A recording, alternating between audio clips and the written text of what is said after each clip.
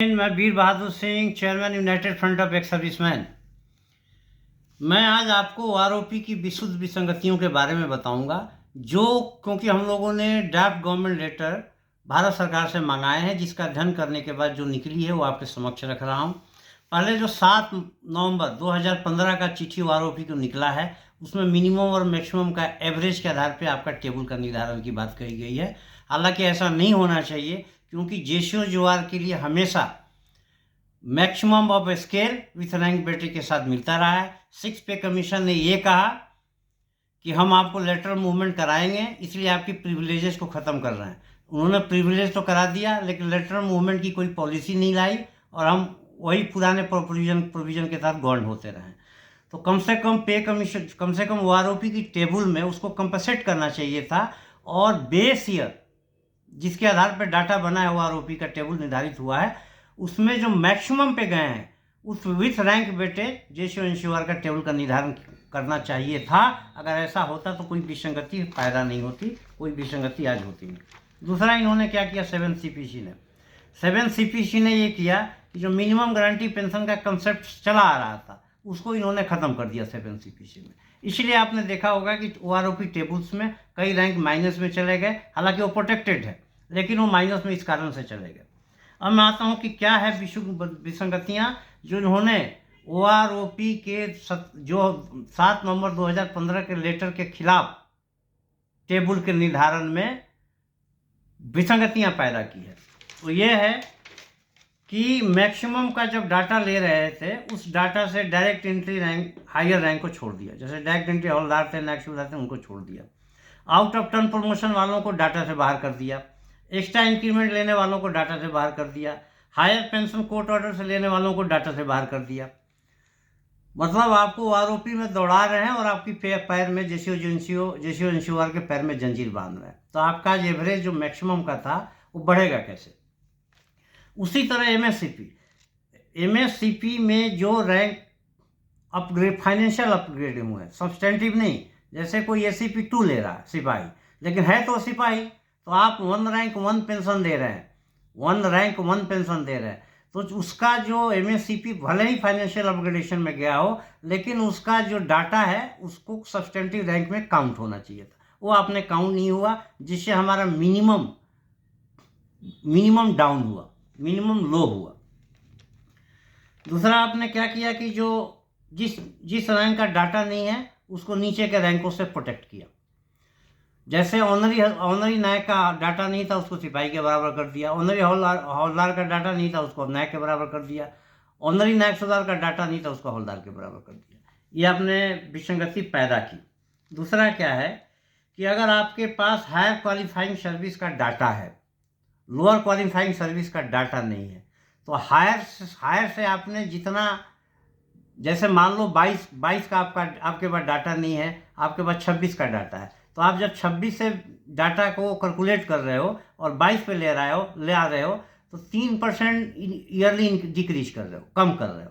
लेकिन वही अगर आपके पास 22 का डाटा है, 26 का डाटा नहीं है, तो अकॉर्डिंगली आपके नियम के अनुसार 3% उसको बढ़ के देना चाहिए था ईयरली। लेकिन वो आप हायर को लोअर से प्रोटेक्ट कर रहे हो। मतलब जहां आपको फायदा है वहां तो आप 3% इंक्रीज कर रहे हो, और जो हमारा हक है, जो हमारी राइट्स है, वहां आपको इंक्रीज देने के बजाय हायर क्वालिफाइंग सर्विस वालों को लोअर क्वालिफाइंग सर्विस से प्रोटेक्ट कर रहे हो। आपने देखा होगा कि कई, जैसे 17, 18, 19, 20 कईयों का एक ही है। इनकी पॉलिसी की वजह से ये विसंगति है। दूसरा, आपने देखा होगा, आप डाटा का अध्ययन करें, एक मेजर 20 साल बाद सीधे उसकी ओआरओपी टेबल 2 में 32% की बढ़ोतरी हो गई। ये डाटा कहाँ से आया? जबकि कोई भी मेजर 13 साल के बाद टाइम स्केल प्रमोशन हो जाता है। तो कहीं नहीं आंकड़ों की बाजीगिरी आपने दिखाई है किसी वर्ग को फायदा करने के लिए। उसी तरह एक्स पे का है। दूसरा, आपने मेजरों के साथ इतना जस्ट किया, न्याय किया कि अगर डाटा अवेलेबल नहीं था तो उसको कैप्टन से प्रोटेक्ट करना चाहिए था, जो कैप्टन का है, जैसे कि हमारे के साथ किए जेसीओ के साथ।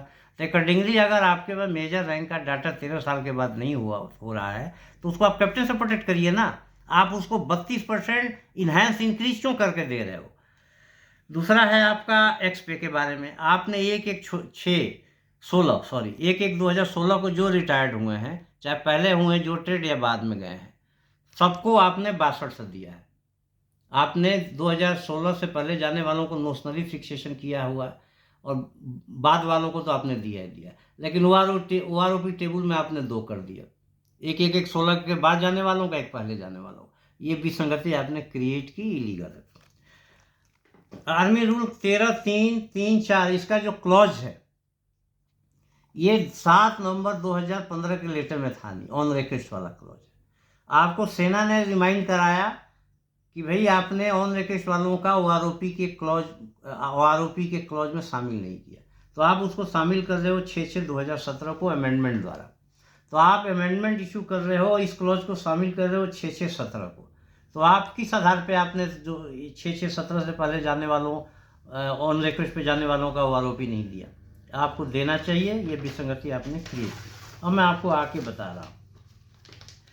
आप OROP 2 का टेबल और पे मैट्रिक्स का अध्ययन करें और पाएंगे कि ब्रिगेडियर और अबोव पे मैट्रिक्स के मैक्सिमम पे पहुंच गए हैं और मैक्सिमम का 50% ले रहे हैं। वो कैसे हुआ भाई? उसी तरह मेजर एंड कर्नल, मेजर से कर्नल तक 46% से 18% मैक्सिमम का ले रहे हैं, मतलब मैक्सिमम के करीब करीब पहुंच गए हैं। जबकि हमारे ऑनरी रैंक हैं, ऑनरी कमीशन अफसर हैं, वो 22.52 से लेकर 23.21% ले रहे हैं पे मैट्रिक्स के मैक्सिमम का। ना सुधार से सुधार मेजर 21.77 से 23.20 पे मैट्रिक्स के मैक्सिमम का ले रहे हैं। सिपाही से हवलदार 24.11 से लेकर 28.61% तक ले रहे हैं मैक्सिमम ऑफ पे मैट्रिक्स। ये कहाँ से आया, ये कैसे हो गया? आपने OROP की 2 में minimum guarantee liberalise family pension का जो CDA का सर्कुलर है 503, उसको इनकॉर्पोरेट नहीं किया। उसको ध्यान में रखते हुए आपके लिबरलाइज फैमिली पेंशन वालों को इनकॉर्पोरेट करना चाहिए था। उसी तरह 15 साल से कम इनवैलिडेट आउट डिसेबल सोल्जर के साथ आपने जस्ट नहीं किया, उनको भी शामिल नहीं किया। रिजर्विस्ट को आपने शामिल नहीं किया, जबकि वन मैन जुडिशरी कमीशन ने इसकी रिकमेंडेशन दिया हुआ है। आपने वन मैन जुडिशरी कमीशन की रिपोर्ट के खिलाफ जाते हुए जो MSCP 2016 से पहले गए हैं उनका लाभ नहीं दिया। ये तो हो गया विशुद्ध विसंगतियाँ जो OROP की है। अब आपने हमारे साथ और कहाँ कहाँ अन्याय किया है, जस्ट किया है, वो मैं आपको बता देता हूँ। MSP का मालूम ही है, सैन्य जीवन की कठिनाई के ऊपर है। इससे जुड़े प्रत्यक्ष अप्रत्यक्ष पहलू के है, जिसकी क्राइटेरिया सबसे ज़्यादा हम फुलफिल करते हैं, इक्वल होना चाहिए, आपने इक्वल नहीं किया, जिसके लिए हम लोग कोर्ट में भी हैं। दूसरा आपने क्या किया, जो पे मैट्रिक्स है, सेना ने रिकमेंडेशन पे कमीशन को ये किया था कि जो हमारे वाई ग्रुप है उनकी मिनिमम एजुकेशन क्वालिफिकेशन 8 है, एक्स ग्रुप का 10 है, जिसके आधार पे आपने हमारी पे मैट्रिक्स जो है 3 से शुरू की, जबकि ये 4 से 5 से शुरू होना चाहिए था, क्योंकि एक्स ग्रुप है वो तो 10+2 ही है, वही उनकी एजुकेशन क्वालिफिकेशन है मिनिमम। जो वाई ग्रुप है उनकी कई ट्रेडों की एजुकेशन क्वालिफिकेशन मिनिमम 10+2 है और 10 से नीचे तो है ही नहीं। तो आपने गलत फीडिंग करके या गलत डाटा के आधार पे हमारे पे मैट्रिक्स कम करके विसंगतियां पैदा की।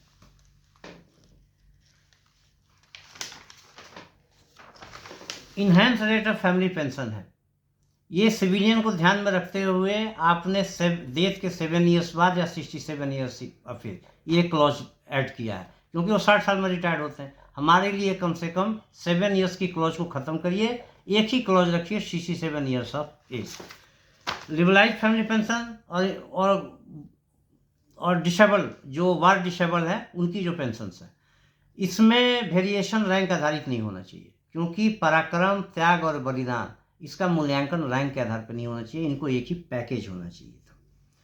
ऑर्डिनरी डिसेबिलिटी जो पेंशन वाले हैं उनके बारे में बता दूं, अंग्रेजों ने भी ऐसा नहीं किया था। अंग्रेजों के समय में भी जो जवान और अफसर के बीच का जो रेशियो था वो 4.36 के अराउंड था।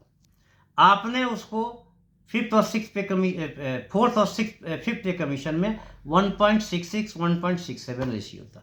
आपने अंग्रेजों को भी फेल कर दिया और जवान और अफसर के बीच का जो रेशियो है वो आज 10 पॉइंट समथिंग से काफ़ी आगे निकल चुका है। तो जो काम अंग्रेज नहीं कर पाए वो आपने कर दिया। ऑनरी कमीशनों का आपने कंटिन्यू फाइनेंशियल डिग्रेडेशन किया हुआ है। फोर्थ पे में ये इक्विवेलेंट टू मेजर थे। फिफ्थ पे में मेजर से स्लाइटली कम थे। सिक्स पे में आपने मेजर के इक्विवेलेंट कर आपने लेफ्टिनेंट कर्नल कैप्टन के बराबर कर दिया। 7 CP में भी डिग्रेड किया। तो इनको अपनी पुरानी स्टेटस पे ले आइए। और